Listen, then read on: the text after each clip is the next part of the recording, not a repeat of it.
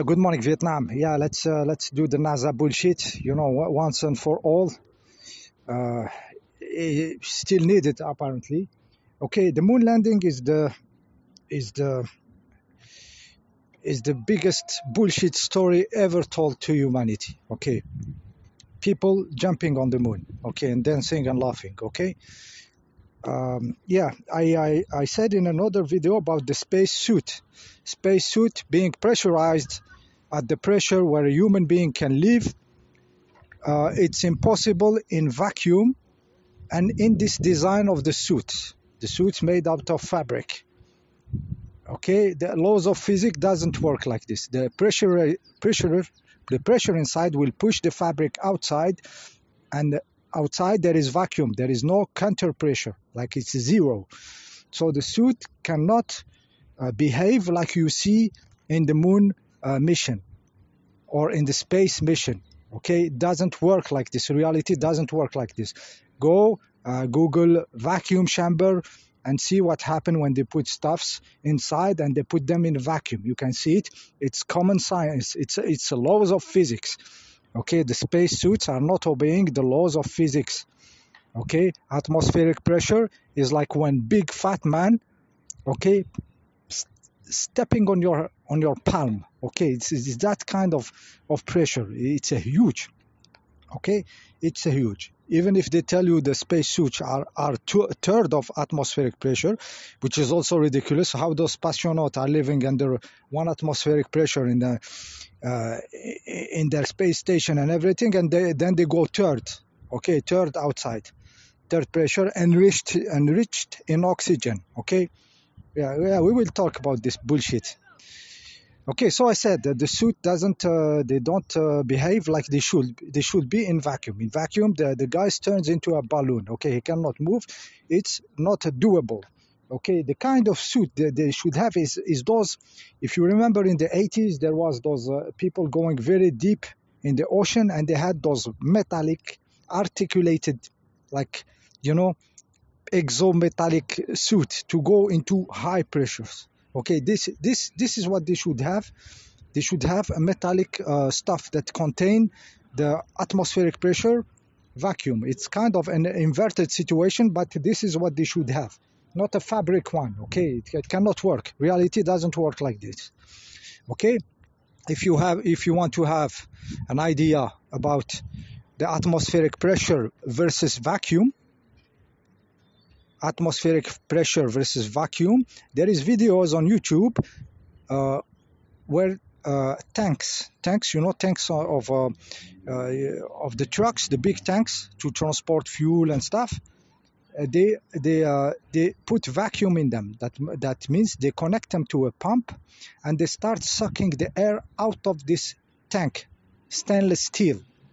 Okay, a steel tank, something very, very solid to transport fuel or something. So they suck the air, and you see what the air pressure, the atmospheric pressure of here where we live as humans can do against the vacuum inside the tank. You see an implosion of tanks. Very, very impressive. This is how you understand what's the power of vacuum. Actually, it's the power of one atmospheric pressure when there is nothing the other side. You see the collapse of those tanks, implosion. It's like, it's crazy. This is, when I tell you, it's like a big fat man stepping on your palm. This is kind of pressure you have of one atmospheric pressure, where we need to live. This is where we live. This is how we are made to live, in one atmospheric pressure. So vacuum, the other side, is crazy problematic to manage in the suits, in the space station. Crazy, because you will have crazy pressure outside. Okay, if you do the calculation of this window they have, the round window where they used to look outside, okay, it was calculated like 5 tons or something. 5 tons, metric tons of pressure on a piece of glass to the outside, because there is nothing pushing from the outside, and you have one atmospheric pressure in the space station. Okay, it's crazy problematic. Okay, so any small joint problem, all the air escaped, it goes to the vacuum. It's impossible for the structure to seal this air Okay, and it has to be very strong. I told you it's a very strong force, okay, of 1 atmospheric pressure against nothingness. So it needs to be very, very solid metal, very thick, not the tin fish cans that they show you. Okay. And then there is the problem also of the joint to keep the ceiling of the air not to escape.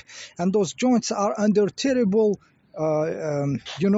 terrible forces, thermal forces, because this space station will go to very hot to very cold, very hot, very cold, continuously as it is circling the Earth, exposing one side and then the other. So one side will be very, very cold and the other very, very hot. Common science, it's their model.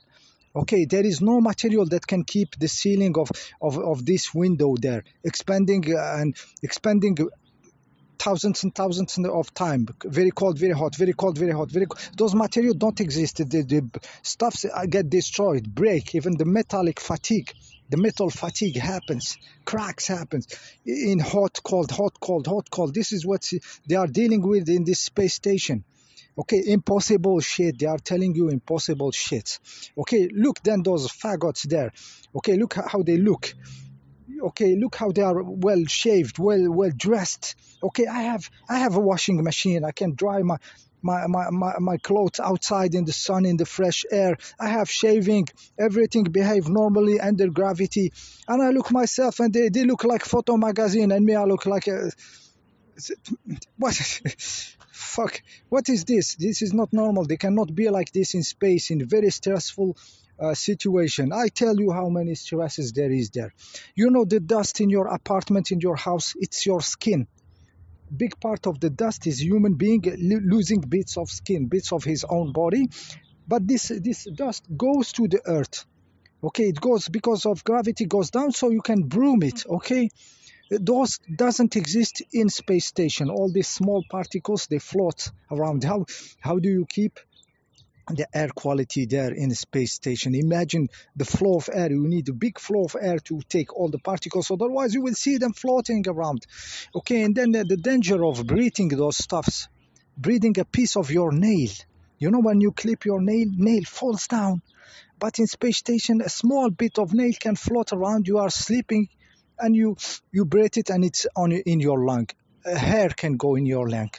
A piece of nail can go in your lung. How do you cough it out with no gravity? You cannot lean forwards and, give it a direction. How do you do? Huge, crazy problematics in gravity.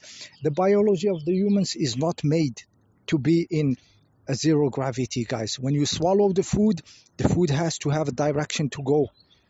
Okay, you swallow, it has to go down. You need to eat in gravity. Okay, when your stomach opens, in the top of it, this esophagus stuff, acidity, if there is no gravity, acidity will climb up. Okay, will go. You will have those vapors, this acidity climbing in your esophagus. It will be a nightmare to stay a long time in no gravity. Okay, and then all your fluids of digestive, they need to have the direction. Your feces, okay, the fluid have to have a direction. The direction is down. The heavy goes down. This is how you can digest. Okay, your blood, your lymphatic system, all of it is needing direction. Okay, your urinary system, guys. How do you empty your bladder when your urine is floating in your bladder? How do you go pee? You pee, doesn't pee. You pee and then you stop peeing, and then you feel the pee still there. Horrible. They should be looking horrible. But they look photo magazine. Okay, their clothes perfect, perfectly clean, perfectly shaved, perfectly haircut, in the most crazy environment around. The biggest bullshit story, guys, is humans staying in space. How do you manage the air quality? I told you. Okay, the humidity, the level of oxygen and stuff. There was long time ago, there was a firefighter, professional in confined, spaces like submarines, like those stuffs where you don't have exits. Okay, and he looked at this space stuff and he said, this is bullshit. He didn't see any real protection, any real, system against if fire happening. He said there should be doors everywhere to separate one compartment from another. He was really laughing at how they don't give a shit. He said if a fire start here, if it's real, this shit, they're gonna be gone in 2 minutes. Okay, there is he didn't see the equipment to extinguish the stuff, it is ridiculous. Okay, all those cables, oxygen enriched environment, there is electricity stuff, and they don't have problem of fire. They are not afraid. They are more relaxed than you in your fucking home. Okay, it's the most ridiculous story ever told, this space shit.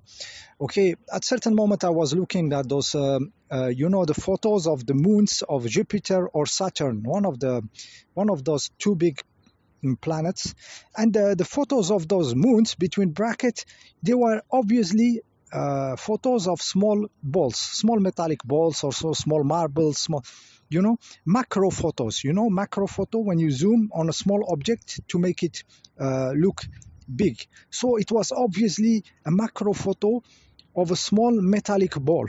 Okay, small metallic ball with imperfection on it. The texture of it said it. I am a small object. I'm not a huge object. I'm a small object. You can see it. It's a macro photo of a small metallic ball.